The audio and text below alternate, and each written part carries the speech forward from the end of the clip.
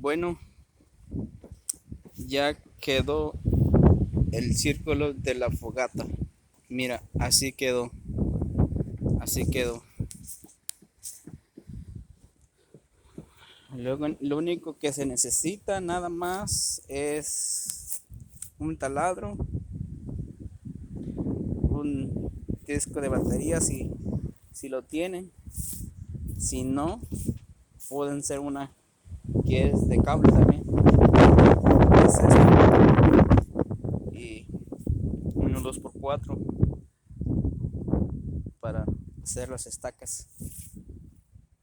Puedes comprar las estacas en Home Depot, pero la mera verdad no sé cuánto están. Yo lo hago, las estacas yo lo hago.